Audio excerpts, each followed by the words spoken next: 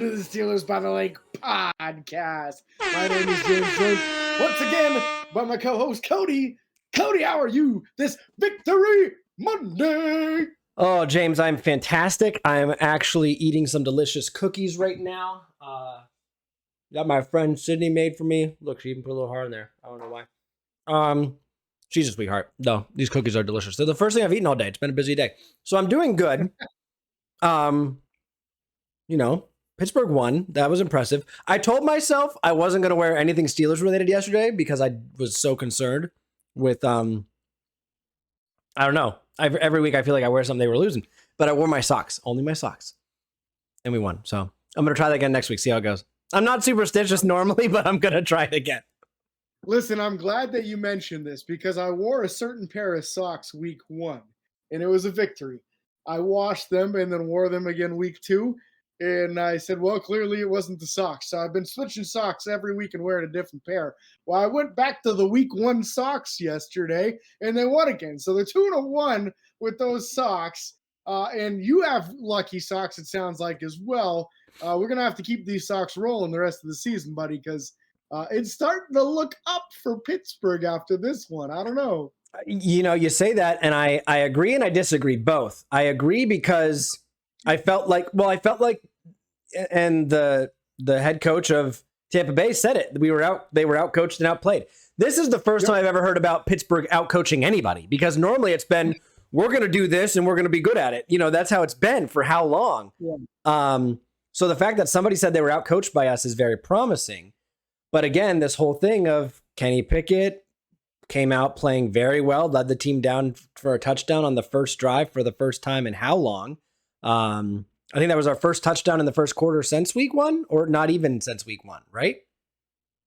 I think it's the first opening drive for a touchdown all season, I think. Okay, I think that's right. But again, so Kenny Pickett came out, played very well, and then you had Mitch Trubisky come in mid-third. And so I'm excited, but I'm confused. You know what I mean? I hear you. Because it's like, where do you go from here? That's where I'm at.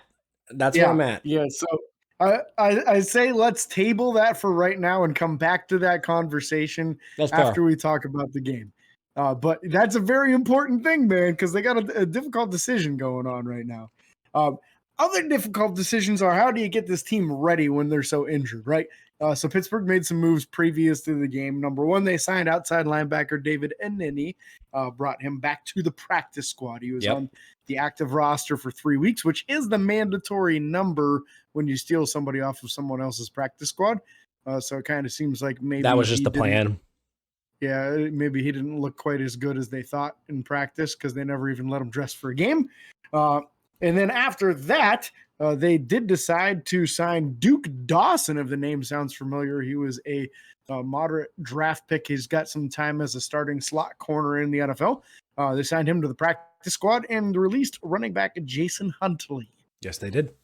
That wasn't it for roster stuff. DeMarvin Leal on Saturday did go to the IR with a knee injury. And then they wound up signing Josh Jackson, the cornerback, to the 53-man roster. And then they also elevated Elijah Riley, the safety, and another cornerback, Quincy Wilson, both to the active roster for the game on Sunday. Now, inactives before the game. Nothing surprising here, unless you want to talk about something there real quick. The only thing I want to mention is that it seems as though DeMarvin injured the knee on Friday, previous to practice or at the beginning of practice. I haven't heard anything official on that yet, but it does sound like there is some concern that it might be a significant injury.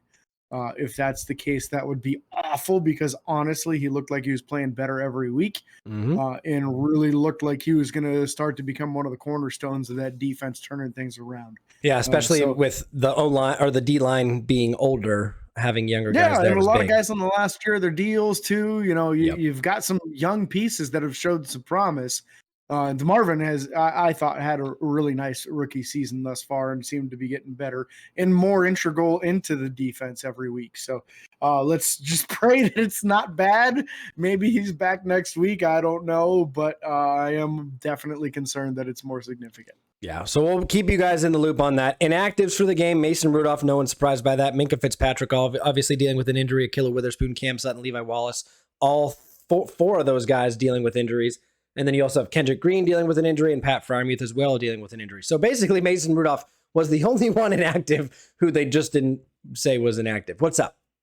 Well, technically Kendrick Green was inactive due to an inability to be good. That's fair. So it's an injury to his abilities. That's fair. But still an injury. Again, most of those guys, especially 4 on the defensive backfield, the secondary, that's 4 starters, man. That's big. That's big. Let's is 4 starters. What it is.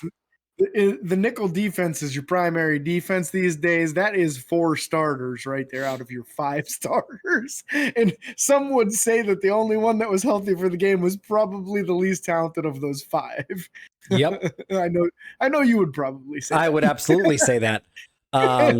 So that was very big. But let's get into this game. We obviously talked about it. First quarter, Pittsburgh goes down and scores. And Mitch, or excuse me, Kenny Pickett was perfect on doing it as well. I think he was 4 for 4 on the drive, or 5 for 5, and a touchdown pass to Najee Harris. Took him right down the field, man. He was efficient. He made good decisions. His passes were on time and accurate. We had a 4th down conversion by an undrafted rookie. And it was good coaching on that part too. Yep. They came short on 3rd down and they didn't give the defense time to adjust. They just rushed them right back out there, immediately got them to the line, got that run play in before they could get any big uglies in there to really beef up the defensive line. So they were still in their whatever defense they were from the play previous. And it exposed them, it made it so that there was a weakness. Pittsburgh took advantage of it. And this was a theme throughout the day. We saw Pittsburgh taking advantage of times when Tampa Bay wasn't ready. Yeah. And that's what you've got to do that. That's the whole point of coaching. You're supposed to do that. So the fact that we're doing it is phenomenal. And it's like I'm at the point now, James, where I'm like, what took us this long to and my biggest fear is that we're gonna come back next week on Sunday Night Football against Miami and not do that. Oh man. We're just not gonna. Like, hey, that worked last week. Let's go back to basics. That's my fear right now. So we'll wait and see what happens. And you can't do that, especially. And Tom Brady even said that they could never understand what the defense was doing. Phenomenal job by the defensive coordinator, whether that was the coordinator himself or, Flores was maybe he was involved in that. I don't know. Flores has a lot of practice against Tom Brady. So let's be real, man. Flores and his Miami Dolphins, when he was there, they beat the Patriots once a year, every year. They played them twice. The Patriots would only lose 3 or 4 games a year, and the Dolphins would beat them every single year. Brian Flores knows the weaknesses to Tom Brady more than maybe most folks do out there. And you know who else he knows the weaknesses to more than most folks out there? The Miami freaking Dolphins, baby. And that's who we got next. That's fair. If what my theory is correct here is that part of this out-coaching of Tampa Bay had a lot to do with Brian Flores and his knowledge of Tom Brady and his knowledge of being able to confuse him, I think you can only expect that he's going to know exactly how to confuse a guy like Tua in the offense of the Miami Dolphins and know all the weaknesses that these guys have. And our defense is going to be ready for that, man. Yeah, I agree. I'm excited to see it. I'm still concerned. I won't lie. I think you should be concerned because of how they've played so far this year, right? Yeah, two and 4 isn't anything to go home about. Like, get all excited, But if we get to 3 and 4 and the Dolphins are in the rearview mirror, man, you have to kind of feel a little better about the season. Yeah, I mean, well, then you got the Eagles next week and they're undefeated, so there's that. So they're not going to beat the Eagles most likely, but I think there's a real chance against Miami, man. I think that this will depend. The Miami game. I'm not trying to get too ahead. The Miami game will depend more upon these 4 starters on defense being out than anything else. I don't think we can go up against Jalen Waddle and Tyreek Hill without all of these guys. I would love to have Minka back. I would love to have Witherspoon and Sutton back. I'd love to have Wallace back. I'd love to have any combination of them back. Let's be real. I think it's realistic to expect Levi Wallace back because he was a concussion, and usually after 2 weeks, you're good. You clear protocol. So I think it's very reasonable to expect Wallace back. I feel like the Minka knee injury wasn't that bad. He was already playing on it previously. So the extra week of rest, I feel he's got a chance of coming back as well. But the other two are hamstrings. Witherspoon's already missed like at least 3 weeks, I want to say now. So he should be trending towards playing again soon. But I don't expect Cam back necessarily just because you got to let hamstrings heal. Otherwise you end up tearing them and then you miss a whole season. Yep. And you got to let, I don't expect Pat back next week, unfortunately. Freiermuth? Yeah. I wouldn't be surprised if he's back because then that's 2 full weeks. I wouldn't, but I'm also just concerned with how the NFL's handling this new concussion stuff because of the Tua incident. I'm weary that they might take some extra time, especially with knowing that they can get production out of Connor Hayward and Zach Gentry. Both those guys had catches in the game, and both those guys played very well. Obviously, Connor Hayward only having the 1 catch, but he's the first player who's not a wide receiver to have a 40-yard catch since Le'Veon Bell. And honestly, the first player on the team all season long to have a 40-plus yard catch. Yep. And it's our number 3 tight end. I'll take that. I will take that. Let's talk about that play real quick, though, because this is once again taking advantage of a situation. They were trying to rush a couple of defensive linemen off of the field. They didn't get the exchange in time. Vita Vea was really trying, but man, he's big. He could not get off the field in time. Mitch Trubisky recognized this, and I don't know if he had a coach in his ear saying, snap it, snap it, snap it, snap it, or if he just recognized it on his own. I got to feel like it's probably a combination of the two. And they were able to get that ball snapped. Connor Hayward, give him credit for his IQ on the play. He realized what was going on and turned back as he's running so that he could make sure that Mitch knew that he'd be ready for that ball. Caught it, and he made the most of it. Obviously, you wish he was a little bit faster because he'd have probably got in the end zone. But I am probably faster than him. I watched that play, and I was like, wow. Yeah, he's like a low 4.7 40 guy. Oh, I'm faster than that. He didn't. No, you're not. Stop it. Bet. Yes, I'll put $1,000 on it. You're not a 4.7. I'll put $1,000 on it. Let's go. You're 30 years old and you haven't worked out in 5 years. I am 29 and I work out all the time. Stop it. You do not. Some way, shape, or form. But yeah, I mean, he looked super slow on that play. I can't lie. He looked slow. But you know what? That's great. The fact that you're getting that kind of production out of a third string tight end or rookie third string tight end is huge. Yeah. Yep. Absolutely. So let's focus. We got off track a little bit. Let's go quarterbacks real quick. Kenny Pickett came in, played well before he got hurt. He's in concussion protocol right now. Don't expect him back for next week against Miami. But he was 11 for 18 for 67 yards and a touchdown before he left the game. The 67 yards is the only thing that's like concerning, but it's not even concerning. Like he was making smart plays. He wasn't being done with the ball. He didn't force anything. He had a bunch of plays early in the game that were just quick boom, slant, it's a hitch, get a first down on third down. Like he played very well and they were quick passes. It's not like he had many opportunities to go deep. So I'm not going to, nitpick that very much. And then Mitch Trubisky comes in and plays like he's not playing for a starting job anymore, if you know what I mean. Yeah. I feel like this is the him we could have gotten from the get-go, but he was so nervous about losing the job. Yeah. This was the I've got nothing to lose and everything to prove, and let's just go do it. Yep. Real quick on Kenny, one thing that I saw from him this game that I was really happy to see, at one point in time he was scrambling from the pocket, and it was obvious that he wasn't going to get past the line of scrimmage, and in previous weeks he had just gone out of bounds and not thrown the ball away.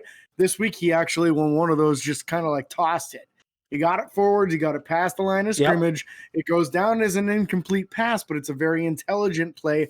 Also shows that he's taking the coaching from his coaching staff, because you can guarantee that they said, hey, throw that thing away. Don't take that 3-yard loss. You're just making it more difficult for no reason. Yep. He took that coaching And he did that, and that shows the progression that you're looking for in your players in general, but definitely looking to see in your first round quarterback. So I loved seeing that. Mitch was lights out, man. Early out on, there were a couple throws that he threw, and I was like, man, his timing's a little off. He's a little bit behind on this throw or that throw. Next thing you know, everything he threw was a freaking dime, right on the money. Mm-hmm. Third and long over and over. In this game, Chase Claypool was the recipient. I'm scooting to Chase. Sorry. He had such a good game. I can't help but talk about him while talking about Mitch Trubisky because the two of them were really, really in tune with each other. Yep. He had a 3rd and 16 that he converted, a 3rd and 15 that he converted, and a 3rd and 11 that he converted. All to Chase Claypool. Some of them short of the sticks, and he fought and got the extra yards. He played like his size this game. Yep. He played like the guy that is bigger and stronger than most defensive backs that he goes against. Dang near all of them in the league. He played like it in this game, man. Mapletron showed up. Yeah, he even had an acrobatic sideline catch where it looked like he had no business catching that ball, just completely contorted. And oh my gosh, man. Like, Chase played his butt off. I'm really proud of him, and I will publicly apologize for how much criticism I put on both him and Deontay Johnson the last 2 weeks, because I've really been on them, and they did a great job of turning things around in this game, man. They were reliable. They helped move the sticks, and Chase got in the end zone. So we finally have a wide receiver with a touchdown catch this season. Chase Claypool targeted 7 times, 7 catches.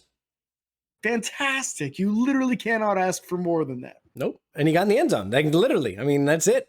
So yeah, that's again, we're skipping running backs for now, or the running game, I should say. Connor Hayward was second. Hey, so did Pittsburgh. Yeah, that's true. Connor Hayward was second in yards for the game, only on 2 receptions for 49 yards. Deontay Johnson, 28 yards on 5 receptions. Not great there, but a lot of his things were, dink and dunks, the things that we don't like to see.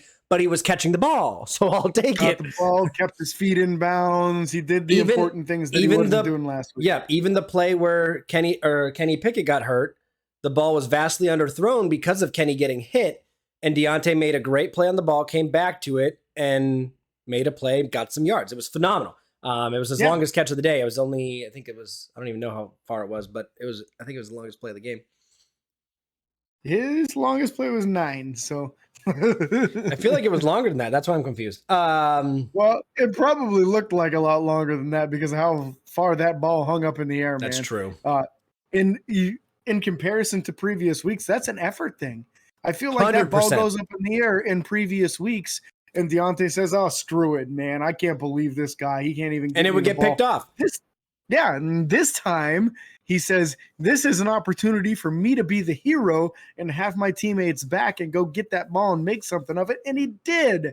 And that's great. That is fantastic. I don't even care that he only had 5 catches for 28 yards because his effort on the field was drastically better, and so was his execution. Yep. Najee Harris, obviously, they had the touchdown reception early in the game. Zach Gentry had a 4-yard catch as well. Caught the ball at like the yard line and ran and got 4 yards because he ran through somebody and fell forward because he's 6'7" or whatever he is. So 8. Whatever, you fall forward, you're going to get some yards. 80 pounds. Yeah. Again, nothing spectacular. I mean, other than I will say Chase Claypool had 7 for 7. Chase had a spectacular game. Chase had a great game. Yeah. But nothing, and Connor Hayward's catch, that's fair. But nothing super crazy out of the receivers, in my opinion. Like no George Pickens catch or anything like that. We're seeing them do the things that they should be doing, which is why we're so excited because they haven't been doing those things. Yes. But again, we are allowed to get excited about that. Let's hope they do it again next week.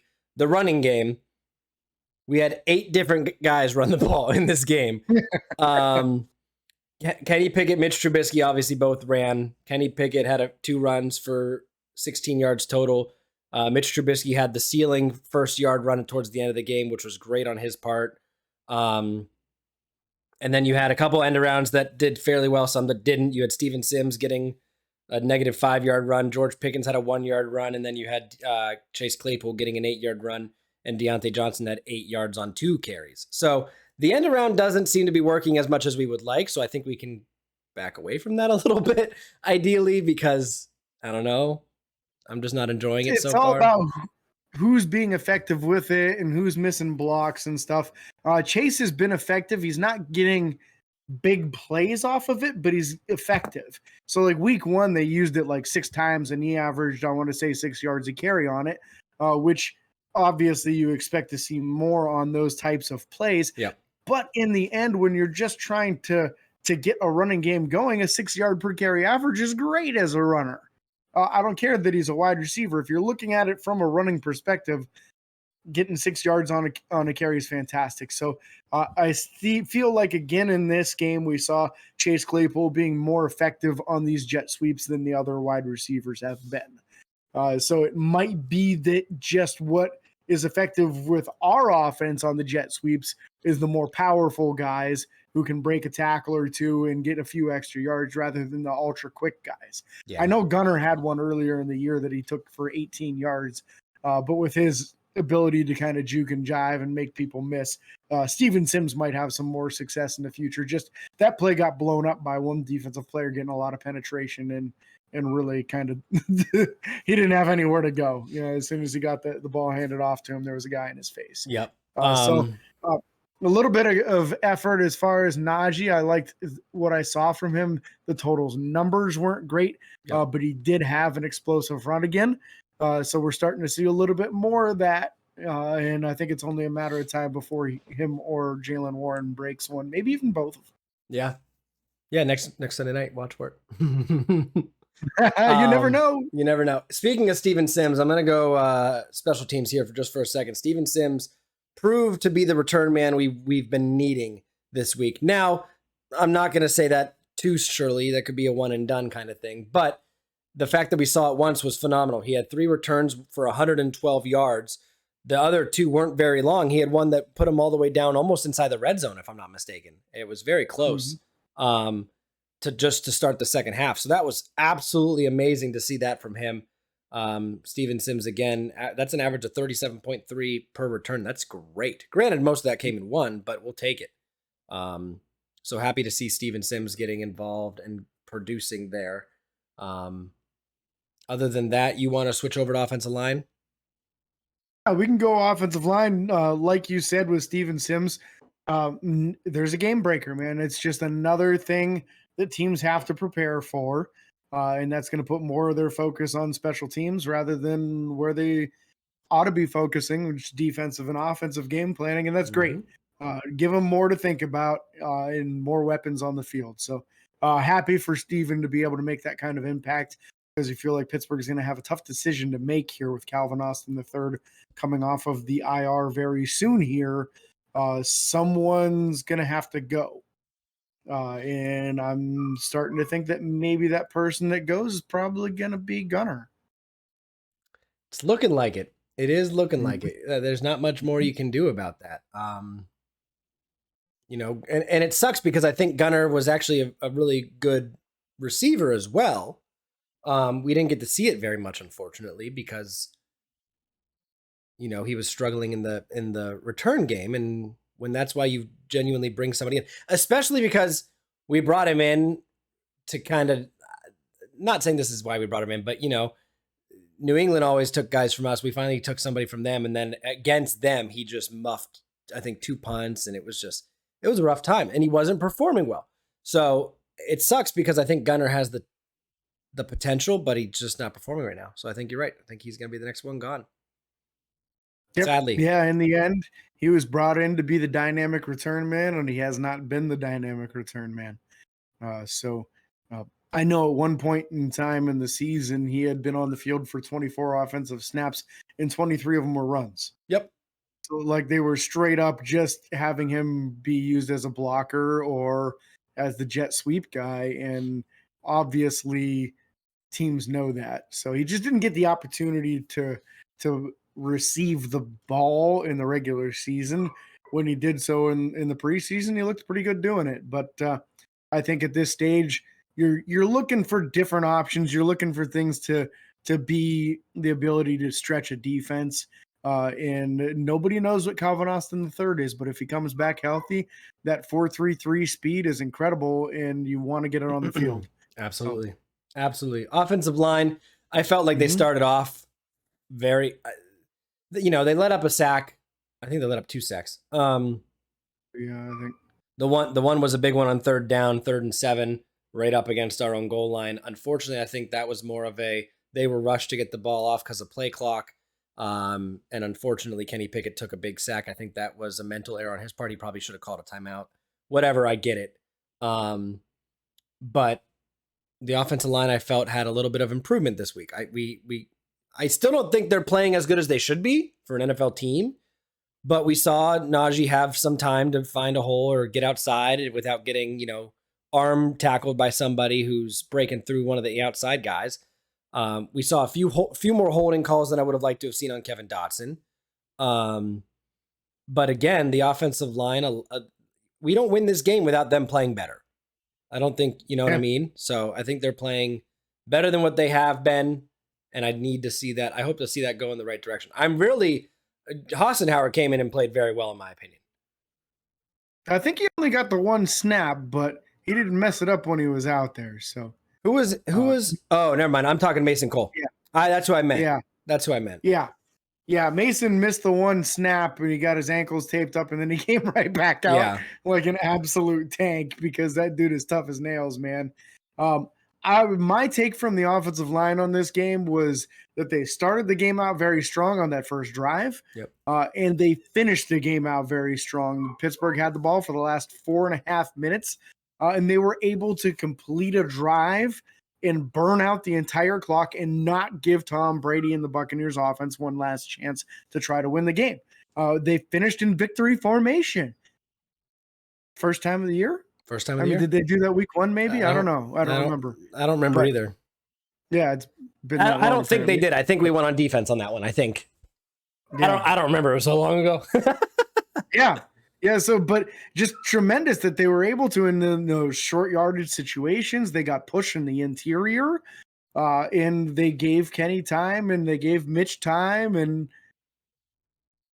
you know what? In the clutch moments, that's what you got to have. You need people to play their best in the most important and pivotal moments. In the beginning of the game, setting the tone, getting up first, getting that touchdown. Yep. Fantastic. And then again at the end of the game, when you've got to have it, when you've got to burn the clock out.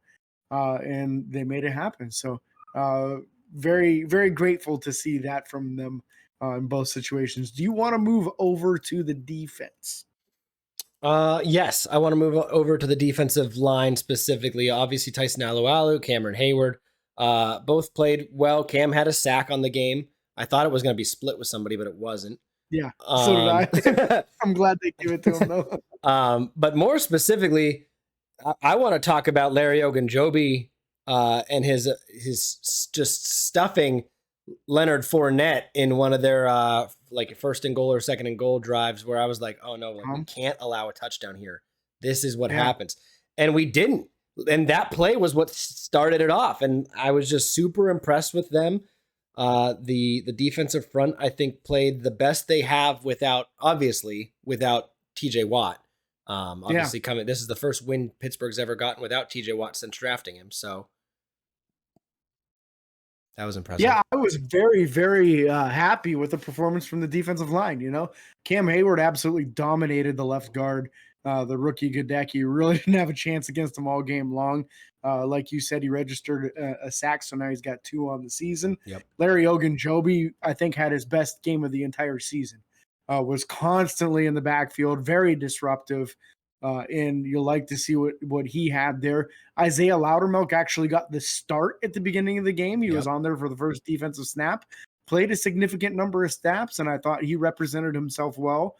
Even Chris Wormley had a play where he blew up the running back in the backfield. Yep. And just nice to see contribution from those guys. Are the 4 most important defensive linemen right now. And you're still not seeing much from Montravius Adams and Tyson Alualu. So you got to feel like maybe Pittsburgh's going to look for different answers in the offseason in that room, because I don't think they're going to bother bringing Tyson Alualu back. You can't. He's like 35 years old, and he's clearly done as far as his best days. They're all behind him now. Montravius Adams, we had high hopes, but don't seem like we're getting that out of him either right now. So the future seems to be with Cam Hayward and the younger guys, and at least we're getting what we are getting out of Wormley and Ogunjobi right now. Linebacker crew, specifically outside linebackers, Alex Highsmith got a sack again. Alex Highsmith now is continuing to lead the NFL in sacks, as he should be, because he's phenomenal and he's a Pittsburgh Steeler, because that's what we do. More specifically, linebacker-wise, I want to talk Miles Jack. Specifically because he had a game-changing play in this game where he was able to jump up and defend a pass that was thrown to Cameron Brate in the end zone. If he doesn't get a finger on that, literally just a finger, that's a touchdown. It's an easy touchdown. That was a phenomenal wide play. Open, man. Yeah, we were just talking about this last week. Where are the plays from the middle linebackers deflecting passes, not necessarily getting a bunch of interceptions, but they're highly athletic middle linebackers. Why aren't they getting their hands on the ball more and breaking up some passes? And we saw it from all of them this week. Yep, Robert Spillane. Was a huge play from Miles Jack. We saw Robert Spillane breaking passes up down the field. And then at the end of the game, when Tampa Bay goes for 2, Devin Bush breaks it up in the end zone, and they win by that 2-point margin. Yep. All 3 of these guys put together key moments in the game, breaking up passes. And I didn't think any of them was bad against the run. I thought they had some impact against the run. Malik Reed also had a pass defense. Yeah. Wasn't that something? So. And some would say he should have had a half sack. Some would say. So some would say. But yeah, definitely huge improvement from the middle linebacker room. In the outside linebacker room, Alex is just doing Alex things, leading the NFL in sacks with 6.5. There's 6 guys with 6 right behind him, but he's leading the NFL, man. Heads up, NFL. Normally at this point, you talk about the sack leader by now. They haven't yet. No news, no ESPN, no NFL Network has talked about the sack leader yet. Normally by now it's being discussed. Because it's not Micah Parsons, it's not Myles Garrett, it's not Aaron Donald, any of these guys that the narrative preseason-wise was being pushed to, these are going to be your defensive player of the year candidates. Yep. None of them are leading the league in sacks, and it's coming from the team that they don't want it to come from. Sucks to suck. Yeah. Is 6.5 what Alex had last year for the whole season? I can find out while we talk. I feel like he was right around there, like 6.5 or 7 for the whole season last year. And one of the biggest pushbacks from people last year was that he wasn't consistent enough. He'd get a sack or 2 in a game, and then he'd have 2 or 3 games in a row where he didn't get on the board at all. And here it is, like he's got a sack in almost every game this season now. Well, I'll tell you this right now. The website that I just looked up has him only sitting at 5.5 sacks. Yeah, they're wrong. Yeah. They just haven't updated for yesterday's game. Well, no, yet. They have him only having, the one that I just looked up has him against who was week 1? Oh, that's because they don't have week 1. 3, 4, 5, 6. Oh, it's 6.5. They just haven't done the correct math. Okay. Yeah, he had 3 week 1. But yeah, looking at last year with Alex Highsmith specifically, that would be 2021. He ended the year with 6 sacks, so he already has more. Incredible. He already has more sacks than last year. And most of this, obviously week 1 with TJ Watt, he had 3. But yeah, a lot of these sacks are still coming out. Over half of them are coming from when he didn't have TJ. Yeah. And he's spreading them out. Mm-hmm.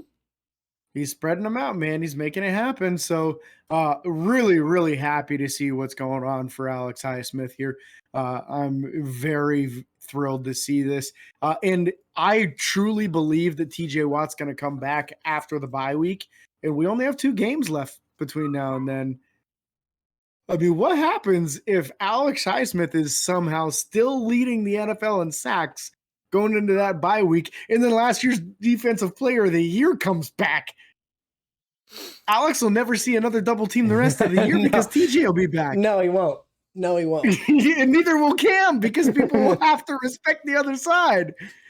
It'll be a fun time. I'm excited for it now, moving forward. I'm excited to see what happens. Let's not talk about this too much. We'll talk about Alex more later.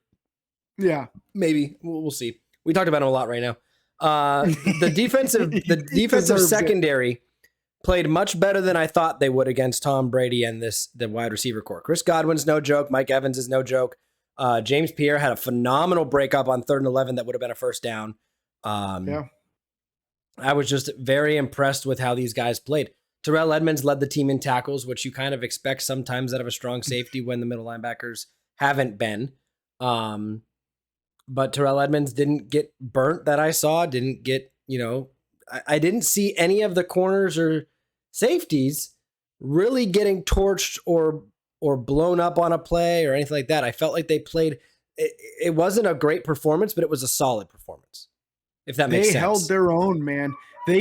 By all means, they should have been annihilated by this class of wide receivers and Tom Brady. There's no reason that Tom shouldn't have thrown for 400 yards against them. Yep. And these guys afterwards all gave credit to Terrell Edmonds, making sure they were all doing exactly what they were supposed to be doing on the right page. The guys clearly got a good IQ for the game, and he put together a great game. He was the only starter in the secondary that was there, man. Everybody else was backups, and multiple practice squad members were playing in this game. Yep. Multiple. I mean, Josh Jackson just got called up from the practice squad the game before. And Quincy Wilson coming in. Did he play? I don't even know if he played. He played a lot because James Pierre got hurt in the second half of the game. So Quincy Wilson played for like an entire quarter and a half. So you had 2 practice squad guys out there, and Arthur Mollett, who is not that good against the pass, but excellent against the run, in the slot. Holy cow, man. You even had Elijah Riley out there who just got elevated from the practice squad for the game out there making plays too. I mean, this man up mentality team. Yeah. Great team play from this secondary. All of them played way better than anyone thought they would. And I don't care that there was no interceptions because they played very well and had Tom Brady confused all game long. And that's just impressive, man. Yep, we take those. Pittsburgh scored in every quarter and a touchdown in the first and a touchdown in the last. So I would like to take more touchdowns than that, but that's not bad. So yeah, I don't know. I was proud of seeing everything. Boswell had a good game. He doinked one in from 55 yards. That was fantastic. But 2 for 2 on field goals and 2 for 2 on extra points. That's exactly what we need him to do. He was perfect. Boz for president again. Thank you. Boz for president. Presley Much better game from Presley Harvin too. Yes. He had a bounce back game. A lot better execution on his punts. Good hang time. The return average, I think, was kept low, and he had 2 of them, I believe, inside the 20 out of those punts too. So his average yards per punt increased back closer to where you expect it to be. I want to say, what was he, like 44.5 or something in this game? Yeah. So a good improvement in the right direction, 44.2. And 2 of the 5 punts inside the 20-yard line. So nice job on his part. You like to see what he was able to bounce back from, because he was grading out pretty poorly. He was grading out from like Pro Football Focus. They had him as like the 29th or 30th ranked punter right now. So he needed to start getting some better games in there, and he absolutely responded. Yeah, that's exactly what we needed. So that's going to do it for talking about the game, I think. I don't think there's anything else I want to talk about as far as the game is concerned. Obviously, Kenny had his second start, and played very well. But Mitch came in and said, "Hey, I'm playing with a different chip on my shoulder because I'm not worried about losing the starting job because I already did." And I genuinely think we'll see better play out of Mitch if we have to next week, which I'm assuming we'll see Mitch next week. But I'm excited to see what's happening, and the receivers are making plays. The defense, next man up mentality. The second and third string tight ends playing very well. Like, it's nice to see this all working. I would just like to see Najee have a 100-yard rushing game, and then I'll feel really good. That's what I want to see next. Unfortunately, injuries. Obviously, Kenny with the concussion. We talked about that. Mason Cole went down with an ankle injury and then came back the next play. We talked about that. James Pierre out with an injury, didn't come back to the game, and then I believe was later seen correct after the game with a neck brace. Yeah, he was seen after the game wearing a neck brace. So you got to be a little bit concerned about that, especially not knowing what corners are going to be healthy to play this upcoming week against Miami. You'd like to have him healthy at least for this game. But that doesn't look promising if he had to wear a neck brace. Hopefully it's just a preventive thing, just being cautious, maybe a strained muscle in his neck or something. It seemed like a play where he hit somebody pretty hard with his shoulder. So I could see that being something that would cause someone to be cautious. But yeah, Miles Jack too, the ankle injury. I don't know if you picked this up while you were watching, but the TV tape did. He got up from a pile up and said, "Dang, that hurt," except he didn't say dang. And the commentator said, "Sorry about that. Looks like Miles Jack has added some color commentary for us." I didn't catch that. It was really, really funny. But he gutted it out, man, because that was the play that he hurt his ankle, and he played almost till the end of the game on that thing. Yeah. And you actually saw him limping into the locker room because of how bad that thing was hurting him. So hopefully he's able to ice it up and recover enough to play the next 2 weeks, and then get some time off during that bye week to heal up and get back to full strength. Yeah, for absolutely. The second half. Yeah, absolutely. So again, Alex Highsmith leading the NFL. That's a big thing. Leading the NFL in sacks. I hope that somebody starts giving him recognition because he deserves it. Absolutely. And speaking of recognition, we're going to touch one more topic here real quick before we wrap the show up. Very important, folks, that you understand that it is just a game, right? This is a game of football. We love this. We talk about this game because we're passionate about it. We love the Steelers. We love watching football. But at no point in time is it ever appropriate to give death threats to a player because you feel they had a poor performance. This has happened to Kevin Dotson this week, unfortunately, which is just absolutely shameful and horrible for anyone to do anything like that. If you don't like someone's performance, that's acceptable to not like someone's performance. Yep. But to give them death threats and tell them you're going to kill them, that is absolutely asinine. And be aware that if you do this over social media, you can absolutely be prosecuted for it. Yep. There's a difference of freedom of speech. There's a difference of freedom of speech and threatening someone's life. Those are two totally different things. Yes, completely different. Talking about it in like a conversation with someone, okay, maybe you're not going to get press charges. If you tweet at someone or address them on social media and tell them you're going to kill them, you best believe they are going to press charges on you, and they should. Yep. Yeah, absolutely. I don't have anything more to say about that than you. I think it's just laughable that people are like that. And I think I was like that when I was like in my early teen, like 13, 14, when stuff would happen. I don't remember what happened the one time, but like I was really mad at Roger Goodell and I was like, someone should murder him. But like I was young and stupid. These are grown adults. Like, yeah, this is grown-ups, man. Like it's just a joke. It's so bad. Get your head on straight, people. It is just a game. It'd be one. I would even understand it. No, I wouldn't even understand it then. You're not paying their bill. You're not paying their contract. Calm down, get over it and move on. If you don't like them, tell them, hey, Kevin, you suck, and move on, man. Don't go threatening their life. That's just dumb. Yeah. Be like me when I saw Eric Ebron at training camp and I reminded him that he has stones for hands. So that's true. I did. I yelled that really loud. But again, we can't thank you guys enough for listening. Be sure to like and follow on Facebook, Twitter, Instagram. TikTok should be up and running again soon with some videos, hopefully. And YouTube, subscribe and ring the bell. And until next time, this is your host, James and Cody, signing off. Peace.